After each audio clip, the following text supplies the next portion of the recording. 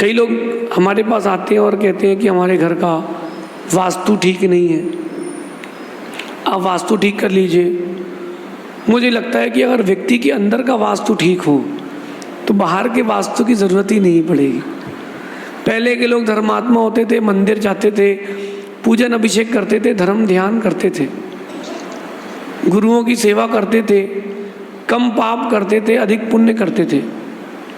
तो होता क्या था, पुण्य इतना हाई वोल्टेज में रहता था कि वास्तु का कोई रोल रहता ही नहीं था। लेकिन अब पाप की प्रवृत्ति अधिक हो गई है तो वास्तु के इफेक्ट दिख रहे हैं। अगर आप अंदर का वास्तु ठीक रखते हैं पुण्य का, तो बाहर का वास्तु आपका क्या बिगाड़ेगा। ठीक ऐसे ही अगर आपके अंदर का व्यक्तित्व सही में, सच मायने में बहुत अच्छा है, तो आपका व्यक्तित्व ऐसा बनेगा कि लोग आपकी ओर चल के आए। आज की नीति कह रही है आपकी उन्नति का साधन आपके अंदर है, और अगर आपने इस प्रक्रिया को ध्यान से समझ लिया, रहोगे इंसान लेकिन पूजे जाओगे भगवान जैसे। बहुत सारे परिवार की मैं एक बात आपको दृश्य दिखाता हूँ, चर्चा करता हूँ।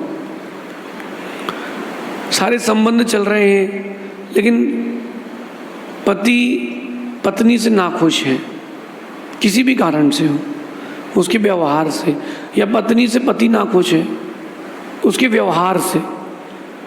बात समझना, भले ही जीवन चल जाता है लेकिन जीवन चल जाने पर जो वो आनंद आना चाहिए वो नहीं आता। सब कुछ अच्छा है, बेटा जो है वो पिता की बात ही नहीं मानता, छोटी छोटी बातों पर नोकझोंक हो रही है, कहीं ना कहीं सब कुछ होने पर भी एक दुख का कारण बन जाता है।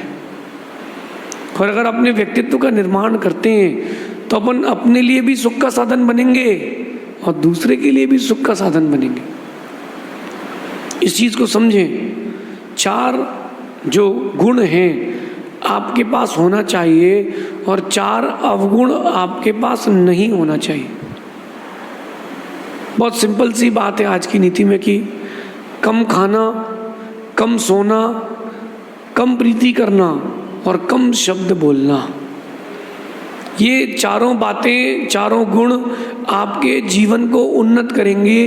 लोग आपके प्रति आकर्षित होंगे, आपके व्यक्तित्व का निर्माण बनेगा, विश्व में आपकी एक अलग पहचान बनेगी। वक्त लगेगा, झोपड़ी बनने में देर नहीं लगती, जल्दी बन जाती है। घर बनने में भी देर नहीं लगती, जल्दी बन जाते हैं। लेकिन जो महल बनते हैं उनको बनने बड़ा वक्त लगता है। यहाँ चित्तौड़ के पास एक विजय स्तंभ है, कीर्ति स्तंभ है, देखा ना, पर्वत पर, महल के ऊपर। एक पीढ़ी ने नहीं बनाया, एक पीढ़ी ने नहीं बनाया, उसमें 2-3 पीढ़ी लगी, तब जा करके वो कीर्ति स्तंभ बना है। आप समझिए मैं क्या कहना चाहता हूँ। व्यक्तित्व भी एक दिन से नहीं बनता, उस व्यक्तित्व को बनाने के लिए बहुत वक्त लगता है, और उस वक्त को आपको बर्बाद नहीं करना, उपयोग करना है।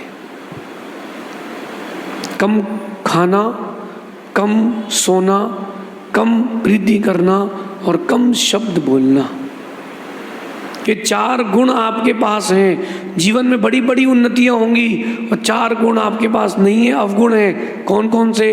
अधिक खाना, अधिक सोना, अधिक प्रीति करना, अधिक बोलना।